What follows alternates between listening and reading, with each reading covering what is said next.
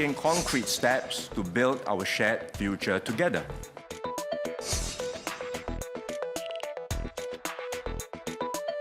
We will roll out the first installment of our Forward Singapore programs. Belanjawan ini mengambil kira gerakan Forward Singapore. Bajet yang seimbang. Untuk semua orang. Belanjawan untuk kita maju bersama.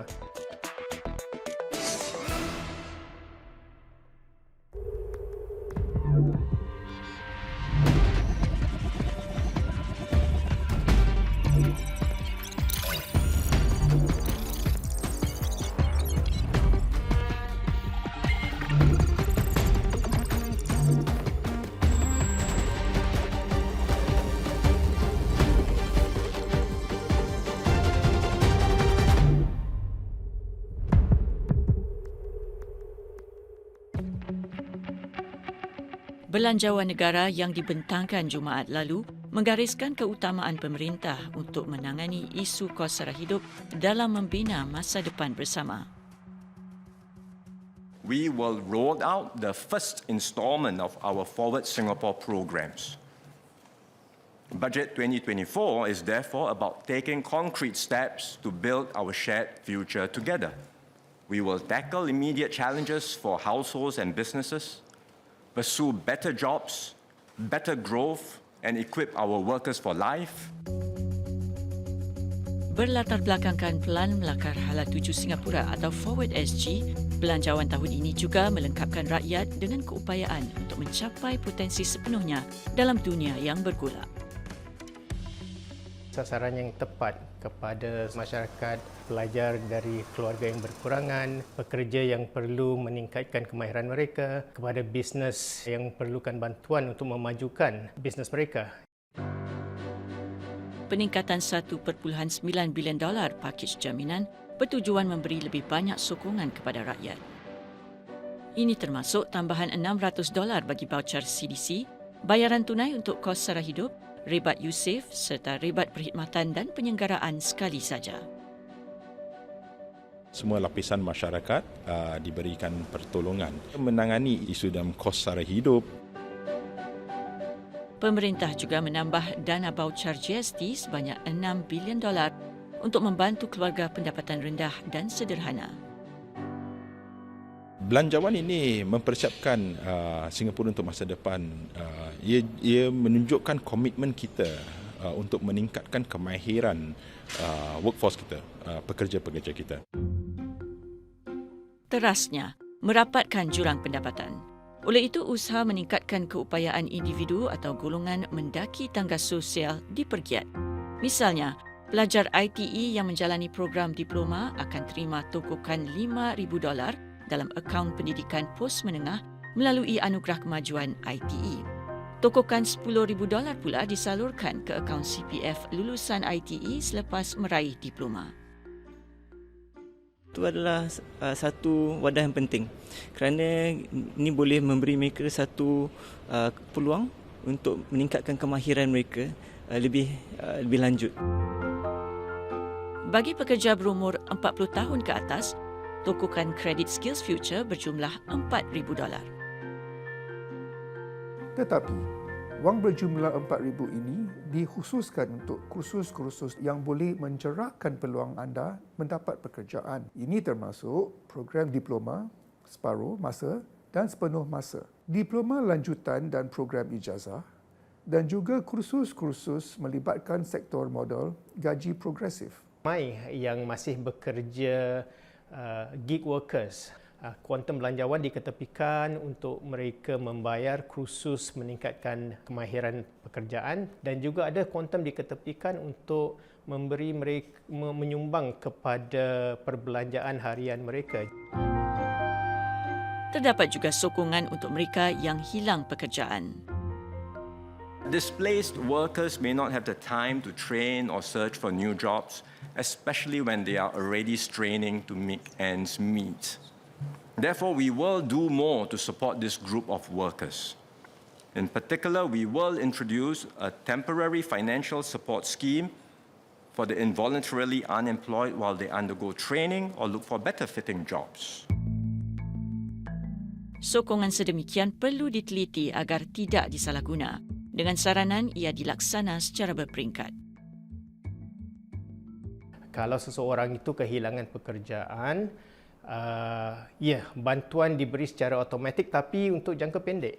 Mungkin 3 bulan. Tapi selepas tu, bantuan tetap diberikan tapi mengikut kondisi. Okay? Misalnya, individu itu harus menunjukkan yang dia aktif mencari kerja. Atau dia harus menunjukkan bukti yang dia sedang mengikuti kursus untuk meningkatkan kemahiran diri.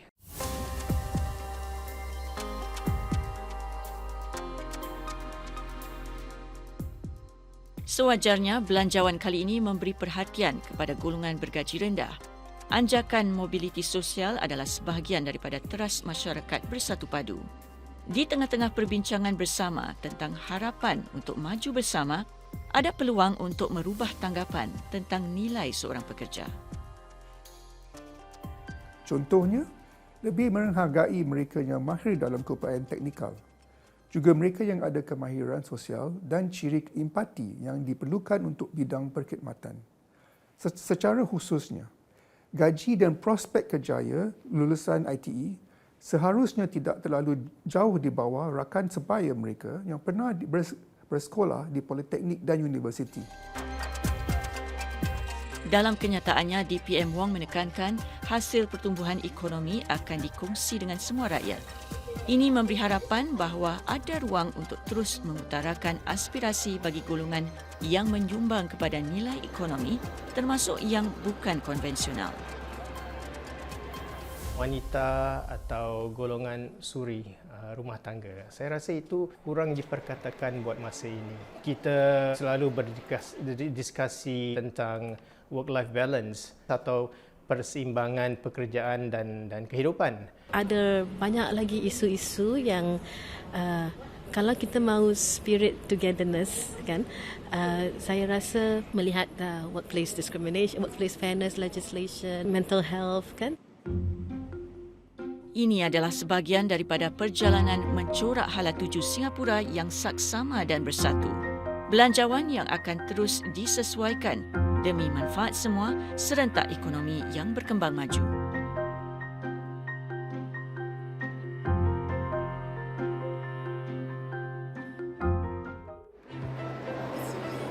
Lebih perhatian diberikan kepada keperluan persaraan dengan masyarakat Singapura yang semakin menua. Ini antara teras belanjawan tahun ini yang membentangkan perubahan sistem CPF. In line with the recommendations of the Tripartite Group on Older Workers, we will continue with this next step of planned CPF contribution rate increases for senior workers. I will increase the CPF contribution rates for those aged 55 to 65 by a further 1.5 percentage points in 2025. Selain itu, jumlah maksimum yang boleh dimasukkan dalam akaun persaraan RA juga dinaikkan kepada $426,000. Manakala akaun khas SA bagi mereka berusia 55 tahun ke atas akan ditutup. Simpanan SA akan dipindahkan ke akaun persaraan atau RA sehingga jumlah persaraan penuh. Dengan itu, mereka boleh mendapat kadar bunga jangka panjang. Perubahan pada sistem CPF ini membolehkan pencarum menerima bayaran bulanan lebih tinggi selepas usia 65 tahun. Dalam masa yang sama, pekerja sendiri perlu celik tentang simpanan di usia senja. Pendidikan atau penimbulan kesedaran pada kumpulan ini di mana mereka harus sedar yang mereka perlu mengenepikan gaji untuk mereka menabung untuk masa depan mereka. Satu lagi bentuk sokongan untuk warga emas adalah perluasan kemudahan dan program untuk menghubungkan mereka dengan masyarakat. Sebanyak $3.5 bilion diperuntuk untuk inisiatif sihat menua atau Age Well. Skim Age Well ini juga akan memberi warga emas kita accessibility dari segi transportasi, dari segi perumahan juga. Jadi apabila mereka keluar seumpamanya dari rumah mereka, ada banyak akses untuk warga emas. Selain warga emas, terdapat juga peruntukan untuk jagaan kesihatan umum. Ini termasuk bonus Medisave sehingga $300 untuk rakyat berusia 21 hingga 50 tahun. Had pendapatan per kapita keluarga bagi skim subsidi jagaan kesihatan dan sokongan sosial juga dikemas kini. We are devoting more resources to growing areas of growing importance like preventive health, support for our seniors, and mental health and well-being, as recently affirmed by this House. We also continue to enjoy improvements in health outcomes with Singaporeans living longer and healthier lives.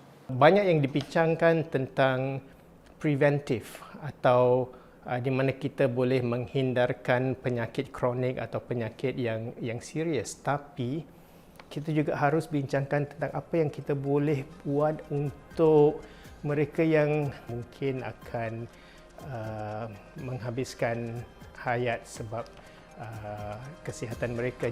Ini memberi jaminan bahawa kesejahteraan rakyat di pelbagai tahap kehidupan terus terjaga. Dengan pelbagai jaringan keselamatan sosial disediakan, Singapura juga perlu memastikan ekonominya kekal kukuh, inovatif dan bertenaga.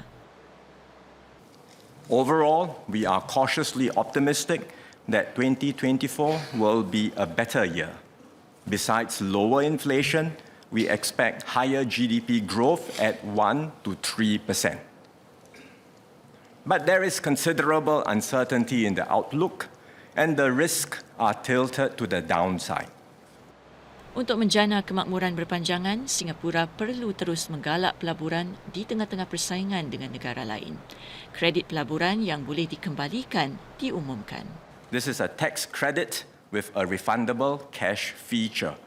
It will support high-value and substantive economic activities, including the setting up or expansion of manufacturing facilities, new innovation and R&D activities, as well as activities in support of the green transition.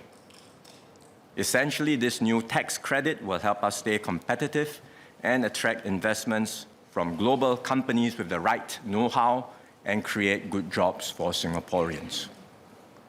To support this and other investment promotion efforts, I will top up the National Productivity Fund by $2 billion.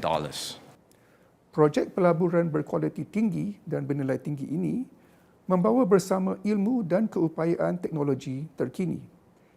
Ini akan mewujudkan pekerjaan yang baik untuk rakyat Singapura. Singapura juga perlu membina kekuatan dan menaik taraf sektor-sektor dengan kelebihan daya saing. Lantaran itu, pemerintah akan melabur lebih $1 bilion dalam tempoh 5 tahun akan datang ke dalam bidang kecerdasan buatan AI. Sekarang ini, rantaian bekalan tidak menentu dan masih bergelora. Jadi, sebahagian daripada pelaburan itu akan digunakan untuk memastikan Singapura boleh mendapat akses kepada chip mikro yang paling maju. Chip-chip mikro ini sangat penting dalam pembangunan dan penggunaan AI. Pelaburan dalam kecerdasan buatan atau AI sungguhlah penting. Kalau kita melihat tahun 2023 di mana generative AI digunakan di semua industri, bukan saja di industri tech. Kemahiran AI diperlukan di semua pekerjaan di berbagai industri. Jadi komitmen kita kepada pelaburan kepada National AI Strategy sangatlah penting untuk mempersiapkan Singapura supaya kita dapat meningkatkan kemahiran kita dalam bidang ini. Belanjawan yang bersandarkan kesepakatan antara rakyat dengan pemerintah akan teruji buat tahun-tahun akan datang, sedang Singapura bersedia untuk beralih kepada kepimpinan baru diterajui Timbalan Perdana Menteri Lawrence Wong. Belanjawan ini telah menimbangkan cabaran-cabaran yang dihadapi rakyat dan perniagaan, seperti kos sara hidup, pendidikan, kebimbangan tentang peluang pekerja, kemahiran, latihan, perumahan dan jagaan kesihatan. Memberi penekanan lebih ketara kepada isu-isu sosial juga kesinambungan dalam mengembangkan ekonomi. Belanjawan ini saya rasa menyasarkan sokongan kepada tempat-tempat yang Betul. Ya, dan membolehi beberapa perubahan struktural. Kita juga terus bekerjasama untuk meningkatkan kemahiran, grow our economy dan juga menolong mereka yang perlukan bantuan. Jadi ini selaras dengan kepimpinan yang baru yang akan diadakan. Apakah gerakan melakar Hala Tuju Singapura kunci keyakinan berterusan terhadap dasar-dasar pemerintahan baru di masa depan? Adakah pendekatan mendengar aspirasi rakyat yang berbeza-beza menjadi wadah berkekalan? Saya boleh lihat inisiatif belanjawan ini memang dikaitkan kepada apa yang dikhususkan dari perbincangan Forward SG. Jadi ini adalah sesuatu yang saya rasa agak berpuas hati. Bajet kali ini menunjukkan satu installment pertama dari Forward SG. Jadi ada installment lain yang akan datang daripada leadership yang akan datang.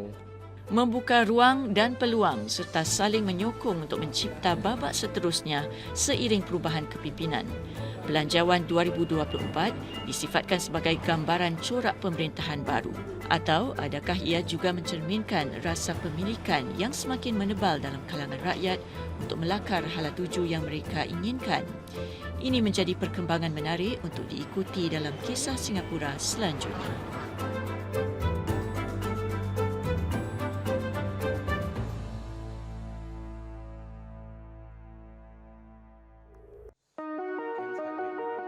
Kos sara hidup dan perniagaan meningkat di sebalik ketegangan geopolitik yang meninggalkan kesan kepada ekonomi global. Keprihatinan untuk tangani peningkatan kos sara hidup ini yang menjadi tumpuan Belanjawan 2024 yang dibentangkan Jumaat lalu. We are helping Singaporeans with their cost of living concerns. We are taking major steps to advance our Forward Singapore agenda. We will grow the economy. We must. For growth is the prerequisite to create better jobs and raise living standards for all. We will equip everyone to realize their full potential and ensure that everyone benefits from our nation's progress. Berasaskan tema membina masa hadapan kita bersama, belanjawan ini turut meliputi langkah-langkah menyokong pekerja menimba kemahiran baru hingga lebih banyak sokongan untuk perniagaan, keluarga dan warga emas. Pimpinan DPM dan juga pasukan 4G mereka, Forward SG adalah program trust kami untuk hala tuju ke depan negara Singapura. Untuk meraih kemajuan, kestabilan, kita juga perlu mengolah pendekatan-pendekatan yang baru. Dalam rumusannya, Encik Mas Agus yang juga Menteri Pembangunan Sosial dan Keluarga MSF berpendapat bahawa sokongan buat keluarga dan individu dalam belanjawan kali ini prihatin tentang tekanan kos sara hidup rakyat Singapura. Ini termasuk peningkatan pakej jaminan bernilai $1.9 bilion yang menawarkan voucher CDC, wang tunai serta rebat USAVE dan SNCC. Secara keseluruhannya, bagaimana peruntukan belanjawan kali ini boleh bantu rakyat Singapura untuk membina masa hadapan yang lebih bersatu? Belanjawan ini menumpukan kepada kepentingan sekarang seperti pakej jaminan yang akan diberikan kepada keluarga yang besar, keluarga yang kecil, orang tua, orang muda dan sebagainya. Hingga kan mereka yang tinggal dalam rumah 5 bilik umpamanya dengan ada tanggungan 2 orang tua dan 2 anak kecil, boleh mendapatkan sokongan hingga $8,000 dalam tahun ini. Ini adalah satu dukungan yang menunjukkan bahawa kita prihatin tentang keluarga-keluarga yang berhadapan dengan peningkatan kos sara hidup. Encik Mas Agus turut menggesa masyarakat Melayu untuk merebut peluang, pertingkatkan diri dan menggalak pekerja pertengahan kerjaya perbaharui kemahiran melalui program peningkatan Skills Future. This is why we are making significant enhancements to Skills Future and supporting job seekers while they search for their next opportunity. We believe that every worker matters and every citizen counts. We will equip every Singaporean to benefit from the fruits of our economic growth. Bagi masyarakat kita, ini adalah satu pakej yang kita harus rebut. Kalau kita tahu bahawa dalam kerjaya yang kita ada sekarang ini akan pupus ataupun akan didatangi oleh saingan di luar negeri umpamanya, hingga kan industri tersebut akan berpindah. Jadi kita harus cepat mula untuk mendapatkan kerjaya baru yang mungkin memerlukan kemahiran dan kelayakan baru. Belanjawan ini turut memberi tumpuan kepada sokongan buat warga emas. Ia turut memperuntukkan $35 bilion di bawah inisiatif Sihat Menua SG, program nasional bagi menyokong warga emas meniti usia senja. Preventive care is especially important for seniors. Loneliness can do great harm to a senior. They need to stay active and socially connected. This is why we have Age Well SG. It's a new national program to support seniors to age actively, stay socially connected, and be cared for within their own communities. Mereka dapat berkumpul dengan kawan-kawan bukan hanya untuk berolahraga, tapi supaya mereka dapat suasana bersosial, kerana kita tahu kemurungan itu dapat datang daripada mereka selalu terpencil atau tidak ada orang di rumah yang mahu berbual dengan mereka, dan ini akan mendatangkan masalah kesihatan yang lain. Belanjawan ini turut memberi fokus kepada majikan dan syarikat untuk menangani kos perniagaan yang meningkat serta meningkatkan daya saing mereka melalui pakej bantuan perusahaan yang bernilai $1.3 bilion. The measures in this enterprise support package are tilted towards firms that make the effort to restructure and transform. I encourage all firms to make full use of these schemes so that they can thrive and succeed amidst a more challenging operating environment. Saya mengharapkan ada beberapa pakej yang sesuai untuk peningkatan, juga untuk mereka keluar meneroka peluang-peluang di luar negara, termasuk mentoring, capability building daripada perusahaan-perusahaan yang lebih besar. Belanjawan telah dibentangkan. Yang perlu kini adalah persediaan mental rakyat Singapura dan membuat penyesuaian diri dengan dunia yang serba tidak menentu ini. Dunia ini akan lebih berkecerawan pada masa akan datang. Bukan hanya kerana peperangan yang berlaku di Ukraine dan juga di Timur Tengah, tapi juga perubahan teknologi yang sangat pesat, persaingan antara gergasi ekonomi gergasi, dan Singapura harus tahu bagaimana untuk bernavigasi.